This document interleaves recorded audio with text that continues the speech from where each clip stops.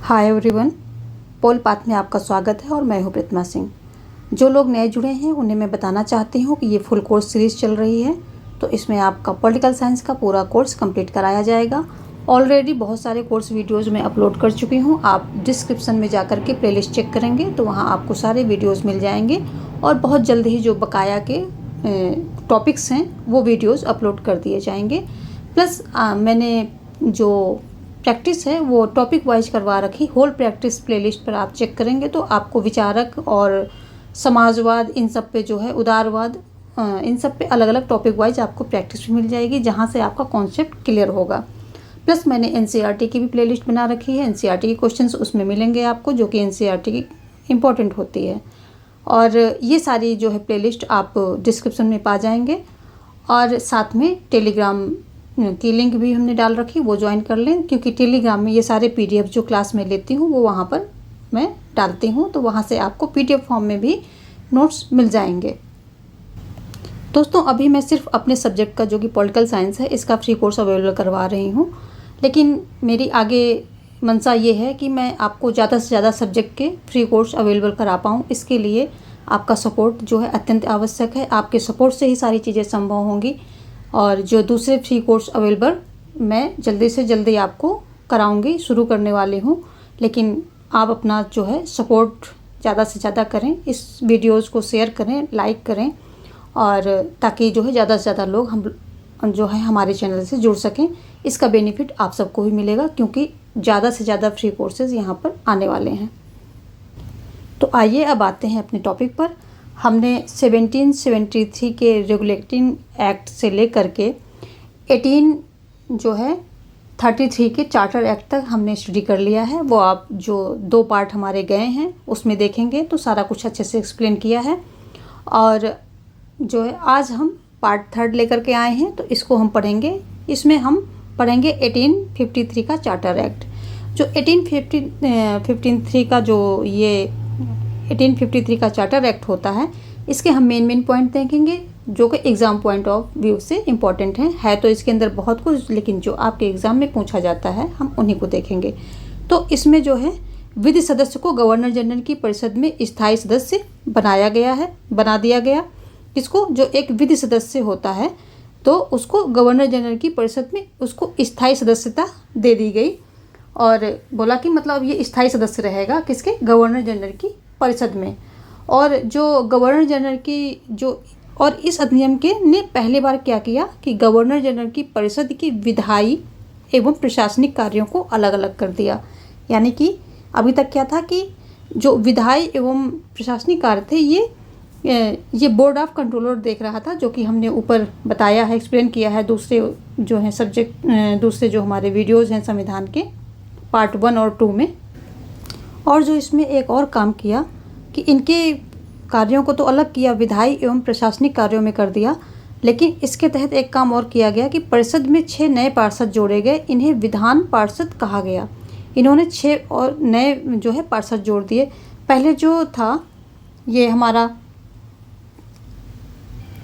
Pitt's India act जो आया था 1784 में, इसमें क्या किया गया था कि कंपनी के कार्यों का विभाजन किसमें, व्यापारिक कार्य और विधायी कार्य में किया गया था। ये हमने पहले की वीडियोज में समझा रखा है, एक्सप्लेन किया है अच्छे से।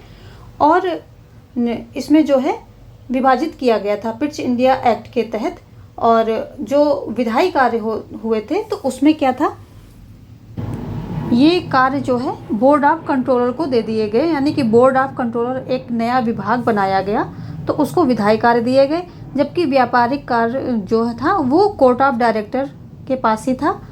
और उसमें जो 24 सदस्य थे, सदस्यों की संख्या भी उतनी रही, और व्यापारिक कार्य कोर्ट ऑफ डायरेक्टर के पास हो जाता है। लेकिन बोर्ड ऑफ कंट्रोलर एक नया विभाग बना करके, और उसमें उसको जो है 6 सदस्य उसमें रखे जाते हैं इस विभाग में। और वही जो है बोर्ड ऑफ कंट्रोलर होता है, क्या होता अब ये इस चार्टर में 1853 के चार्टर में इनको क्या किया गया है कि इनको जो है फिर से इसको विभाजित किया गया है। जो बोर्ड ऑफ कंट्रोलर के कार्यों को किसमें, विधायी एवं प्रशासनिक, इनमें जो है इनको अगेन फिर से डिवाइड किया गया है। और इसमें क्या हुआ, अब जो ये विधायी कार्य हैं तो इसमें अगेन 6 सांसद जो है नए जोड़ दिए गए। 6 पहले थे, बोर्ड ऑफ कंट्रोलर में 6 तो पहले से ही थे और 6 उसमें और जोड़ दिए गए, तो कितने हो गए? ये 12 सदस्यीय क्या बन गई? 12 सदस्यीय जो है सदस्य, ये क्या बन गया? एक सदनीय विधानमंडल। एक सदन है अभी तक यहाँ पर जो है 12 सदस्यीय एक सदनीय, यानी कि एक ही सदन था तब उस समय, एक सदनीय विधानमंडल बन गया। यहाँ पर ऐसे बन जाता है। ये जो अगला मेन पॉइंट है ये बहुत इम्पॉर्टेंट है, ये वेरी वेरी इम्पॉर्टेंट है कि जो ये अधिनियम था इसने सिविल सेवकों की भर्ती में क्या किया था कि भर्ती एवं चयन में खुली प्रतियोगिता की व्यवस्था का आरंभ कर दिया। और इस प्रकार इस अधिनियम ने ही सिविल सेवा में जो है भारतीय नागरिकों के लिए भी जो है क्या कर दिया? रास्ता खोल दिया था।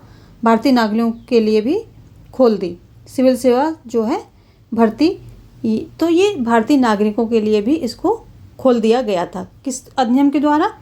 जो 1853 का जो है चार्टर एक्ट है इसके द्वारा। ये वेरी वेरी इंपॉर्टेंट है कि इसमें भारतीय नागरिकों को जो है सिविल सेवा में ये अपना सिविल सेवा के लिए उनकी जो है रास्ता खोला गया, या सिविल सेवा में उनको अनुमति दी गई कि वो भी पार्टिसिपेट करें, मतलब प्रतियोगिता करें और सिविल सेवक बने।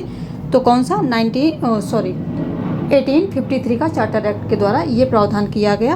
और अगर हम बात करें कि पहले जो है सिविल सेवक कौन थे, तो सत्येंद्रनाथ टैगोर थे। ये भी इम्पोर्टेंट है, पूछ लेता है, इम्पोर्टेंट है। ये इम्पोर्टेंट पॉइंट जो हैं यही हैं। और आगे देखते हैं, ये इतना हो गया। और अब हम देखेंगे 1858 का गवर्नमेंट ऑफ इंडिया एक्ट, इसको देखेंगे। और इसमें जो है इम्पोर्टेंट पॉइंट है उन्हीं को लेकर चलेंगे। 1 नवंबर 1858 को इलाहाबाद जो है एक दिन की राजधानी बनाया गया और लॉर्ड कैनिंग, यहाँ पर कैनिंग होगा, लॉर्ड कैनिंग द्वारा इस एक्ट की घोषणा की गई। लेकिन हम इसके थोड़ा पीछे का देख लेते हैं कि ऐसा हुआ क्यों। क्योंकि जो कारण था इस जो गवर्नमेंट ऑफ इंडिया एक्ट आया 1858 का, तो इसका कारण क्या था? कारण था कि 1857 की क्रांति इसका कारण था। और इसका प्रभाव क्या हुआ कि कंपनी का शासन समाप्त कर दिया जाता है इस एक्ट के द्वारा और ब्रिटिश ताज के हाथ में सरकार आ गई। यानी कि जो ब्रिटिश ताज है या क्राउन बोल लें, तो उसके हाथ में जो है सरकार आ जाती है। ये अधिनियम जो है लाया कैसे जाता है? तो जो यूनाइटेड किंगडम की संसद द्वारा इसको पारित किया जाता है। और ये यूनाइटेड किंगडम के जो है तत्कालीन प्रधानमंत्री जो थे, कौन थे? Lord Palmerston. इनका नाम देख लेते हैं, PM लॉर्ड पामस्टन, ये जो थे तत्कालीन प्रधानमंत्री थे। और इन्होंने जो है कहा कि मतलब जो भारत की मौजूदा व्यवस्था है उसमें बहुत ज़्यादा गंभीर दोष हैं और ईस्ट इंडिया कंपनी के हाथों से ये नियंत्रण, उपनिवेश का नियंत्रण लेकर के और ब्रिटिश राजशाही को हस्तांतर कर दिया जाए। और इस उद्देश्य से ये टॉपिक लेकर के इन्होंने विधेयक पेश किया। विधेयक तो पेश कर दिया, लेकिन इनको किसी अन्य मुद्दे, अन्य इशू के चक्कर में इनको इस्तीफा देना पड़ा। और बाद में इसको जो है स्मिथ स्टैनले ने ये विधेयक जो है पेश किया। और यही जो स्टैनले बाद में राज्य भारत के सचिव भी बनते हैं। तो ये देखते हैं। और क्या किया गया इसमें? जो मेन पॉइंट थे वो बोर्ड ऑफ कंट्रोलर और कोर्ट ऑफ कंट्रोलर दोनों को समाप्त कर दिया गया। यानी कि जो ये था बोर्ड ऑफ कंट्रोलर था जो जिसमें कि 24 सदस्य थे, और कोर्ट ऑफ कंट्रोलर था, इसमें कितने सदस्य थे? इसमें 12 सदनीय हो गए थे, जो कि 1853 में बढ़ा दिया गया था। तो इन दोनों को जो है समाप्त कर दिया गया और गवर्नर जनरल का पद भी समाप्त कर दिया गया। देखिए क्या क्या समाप्त किया गया है। बोर्ड ऑफ कंट्रोलर का जो विभाग और कोर्ट ऑफ कंट्रोलर विभाग और गवर्नर जनरल का पद, ये सब समाप्त कर दिया गया। और एक नए पद का सृजन किया गया, वायसराय, जो एक नए पद का सृजन किया गया जो कि वायसराय था। और लॉर्ड कैनिंग अंतिम गवर्नर और प्रथम वायसराय बनते हैं। लॉर्ड कैनिंग क्या बनते हैं? अंतिम गवर्नर जनरल और प्रथम वायसराय ये बनते हैं। और वायसराय की सहायता हेतु एक जो है नया पद जो है सृजित किया गया, भारत सचिव पद बनाया गया। भारत का पहला सचिव कौन था? लॉर्ड स्टैनली थे। लॉर्ड जिन्होंने जो है वो विधेयक जब पामस्टन ने इस्तीफा दिया था तो इन्होंने वो विधेयक बाद में पेश किया था। आगे हम देख लेते हैं एक जो मेन बहुत ही इम्पोर्टेंट है, एग्जाम में आता है कि वुड डिस्पैच को शिक्षा का मैग्ना कार्टा कहा गया है। वुड डिस्पैच को शिक्षा का मैग्ना कार्टा कहा गया और इसकी जो मेन बात क्या थी कि प्रारंभिक शिक्षा मातृभाषा में प्रोवाइड की जाए, दी जाए, मातृभाषा में दी जाए। ये इसकी जो ये वुड डिस्पैच था, ये इसकी सबसे ही महत्वपूर्ण, कई सारी बातें थी बट ये सबसे जो है महत्वपूर्ण बात थी इस जो है मैग्ना कार्टा में या वुड डिस्पैच में। अगले एक और चीज़ इसमें की गई कि मुगल शासन को लिखित रूप से समाप्त कर दिया गया। जब ये आता है विक्टोरिया का शासन, एक प्रकार से जो है विक्टोरिया के नाम पे जो है भारत का शासन होने लगता है, एक्ट ये आ जाता है, तो इसमें मुगल शासन को भी समाप्त कर दिया जाता है लिखित रूप में। जो भारत का सचिव था, इसके नीचे भी एक कार्यकारिणी परिषद बनाई गई, जिसको आप मंत्रिपरिषद कह सकते हैं। तो इसमें कितने थे? 15 सदस्यों की ये जो है परिषद बनाई जाती है। 15 सदस्य इसमें होते हैं, 15 सदस्य होते हैं। और इसमें क्या खास बात होती है कि जो 15 सदस्य होते हैं उसमें 8 जो है 8 निर्वाचित होते हैं, निर्वाचित होते हैं और 7 जो है मनोनीत, 7 सदस्य जो होते हैं, 7 सदस्य ये मनोनीत किए जाते हैं। ये जो 8 निर्वाचित हैं, इन 8 का निर्वाचन कौन करेगा? जो क्राउन के अंडर में होगा, यानी कि जो इंग्लैंड का जो है सम्राट है या क्राउन कह लें, तो उसके सम्राट करेगा, इनका निर्वाचन सम्राट करेगा। और जो 7 सदस्य मनोनीत किए जाएंगे, ये कंपनी के डायरेक्टर द्वारा मनोनीत किए जाएंगे। कंपनी के जो डायरेक्टर होता है, डायरेक्टर, इसके द्वारा जो है ये मनोनीत किए जाएंगे। और इसमें जो है क्या था कि जो ये सारे सदस्य होंगे, इसमें 15 में से 9 सदस्य ऐसे हों, कितने? 15 में से 9 सदस्य ऐसे हों जो मतलब कम से कम 10 साल तक भारत में कार्य कर चुके हों या गए हुए 10 साल से ऊपर ना हुआ है। जो क्या हो, ऐसे हों जो 10 साल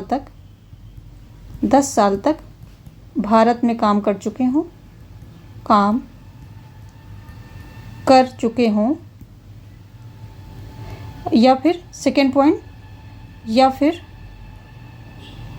गए हुए, इनको भारत से मतलब वापस गए हुए क्या है, 10 साल से ऊपर ना हुआ, 10 साल से अधिक ना हुआ हो। ये बातें इसमें बताई गई थी। और बस इतना ही है। आगे देख लेते हैं। 18 फरवरी 1860 में पहला बजट जेम्स विल्सन के द्वारा पेश किया गया था। जो जेम्स विल्सन थे, तो इनके द्वारा जो है, ये इंपॉर्टेंट पॉइंट है, ये आपके क्वेश्चन में आता है, कई बार पूछा जाता है कि 18 फरवरी कब जो है पहला बजट पेश किया गया। तो पहला बजट जो है 18 फरवरी 1860 में जेम्स विल्सन के द्वारा पेश किया गया था। ये कुछ इसके जो है मेन पॉइंट हो गए। अब हम देखेंगे 1861 का भारत परिषद अधिनियम। 1861 का भारत परिषद अधिनियम, इसके जो मेन पॉइंट है, इसमें जो है क्या होता है, संवैधानिक विकास का सूत्रपात होता है इसमें जो है, यानी कि उदार निरंकुशता की इसमें शुरुआत होती है। वायसराय को क्या किया जाता है कि जो वायसराय है उसे अध्यादेश जारी करने की शक्ति दे दी जाती है, और ये अध्यादेश 6 माह तक प्रभावी रह सकता था।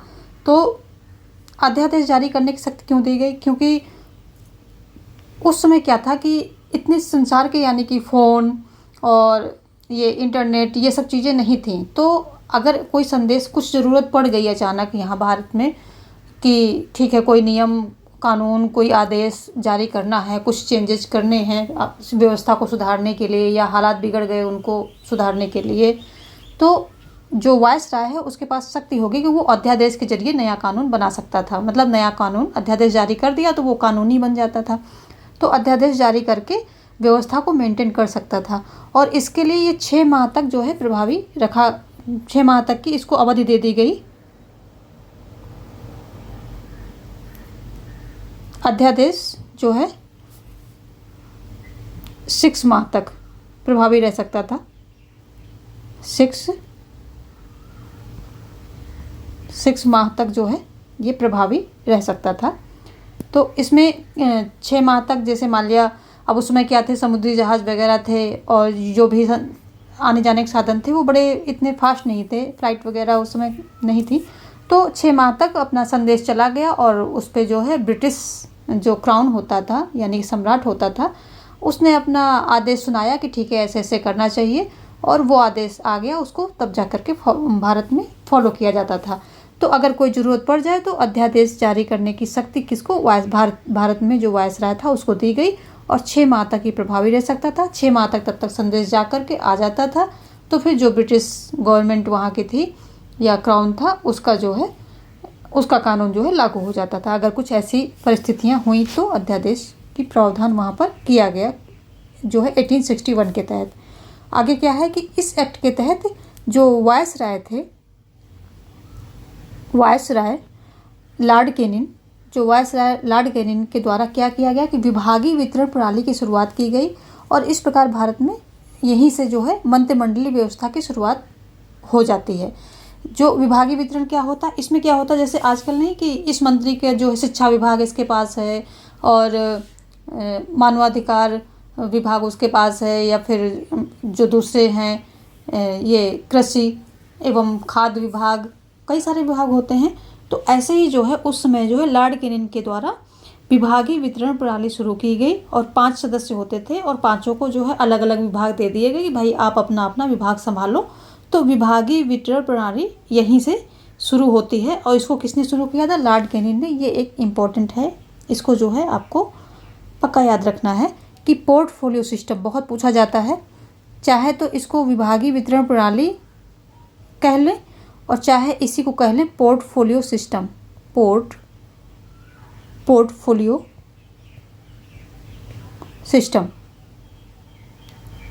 सिस्टम ये भी आप कह सकते हैं, इसको हिंदी में भी आ जाएगा तो ऐसे आएगा पोर्टफोलियो सिस्टम ये आ जाता है।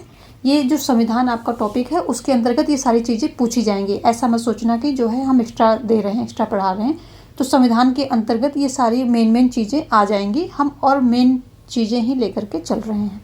तो आप बिल्कुल भी इस पर टेंशन मत लेना कि क्या क्या पढ़ा रहे हैं, तो ये हम इसीलिए बिल्कुल भी इम्पोर्टेंट चीज़ें लेकर के चल रहे हैं। तो पोर्टफोलियो सिस्टम ये ध्यान रखना, वेरी वेरी इंपॉर्टेंट है, वेरी वेरी इंपॉर्टेंट है। पोर्टफोलियो सिस्टम क्या है, विभागीय वितरण प्रणाली, यानी कि जो 5 मंत्री उस समय थे तो पांचों मंत्रियों को उनका जो सभी का अपना अपना विभाग दे दिया कि भाई लो संभालो, अपना विभाग संभालो और अच्छे से काम करो। तो ये वायसराय कैनिंग के द्वारा, यहाँ 2 इंपॉर्टेंट फैक्ट हैं कि वायसराय कैनिंग के द्वारा शुरू किया जाता है, और 1861 के भारत परिषद अधिनियम में जो है ये बातें होती हैं।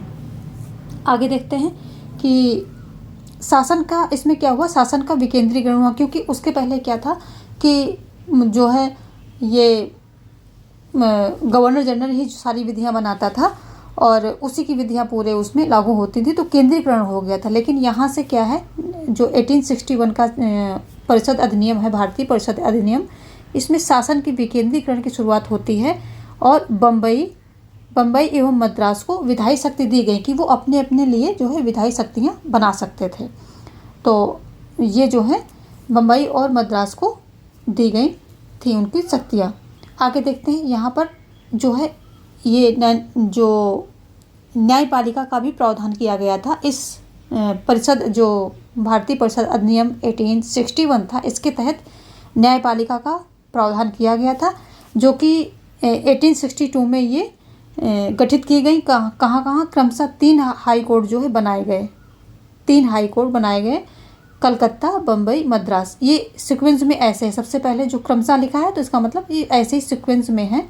तो सबसे पहले कलकत्ता बनता है, फिर बम्बई में बनता है, फिर मद्रास में बनता है। कब बनता है, 1862 में। Very very important, very very important है ये क्वेश्चन कि जो है हाई कोर्ट कब बनाए गए, सबसे पहले जो हाई कोर्ट कहाँ बनाया गया। तो सीक्वेंस भी याद रखना, कलकत्ता, बम्बई, मद्रास, तो ये भी याद रखना। तो ये जो है इम्पोर्टेंट हो गया। और फिर 1866 में इलाहाबाद हाई कोर्ट का गठन होता है, यानी कि इससे 4 साल बाद जो है इलाहाबाद हाई कोर्ट का भी गठन हो जाता है। तो ये सब कुछ थे इम्पोर्टेंट पॉइंट जो ये अधिनियम थे, और संविधान के विकास से जो धीरे धीरे होता आया है 1773 से लेकर के। और इसके बाद बस 1-2 जो हैं अधिनियम और हैं, उसके बाद हम अपने संविधान पर आ जाएंगे, अपना संविधान पढ़ेंगे। और आज के लिए इतना ही, क्योंकि यहाँ पर बहुत सारे कुछ इंपॉर्टेंट फैक्ट हैं, उनको आप नोट्स बनाइए और नोट्स बना करके उनको थोड़ा सा साथ साथ में रिवीजन करते रहिए और पढ़ते रहिए, अच्छे से लर्न करते रहिए। और जो इम्पॉर्टेंट चीज़ें हैं वो हमने बता दी हैं, अलग से भी इम्पॉर्टेंट पॉइंट ही यहाँ दिए गए हैं, पर उसमें जो और भी ज़्यादा इम्पॉर्टेंट है वो हमने आपको बता दी हैं। तो कल हम पढ़ेंगे 1892 का भारत परिषद अधिनियम, और इसे के आगे हम कंटिन्यू करेंगे। तो अगर ये वीडियो यूज़फुल लगी हो आपको तो लाइक और शेयर करना बिल्कुल मत भूलना। मिलते हैं कल किसी और टॉपिक के साथ, यानी कि इसमें, और प्लस आप प्रैक्टिस वीडियोस भी आ रही हैं, आप वहाँ पर भी प्रैक्टिस कीजिए। और मिलते हैं इसी के आगे टॉपिक लेकर के। धन्यवाद।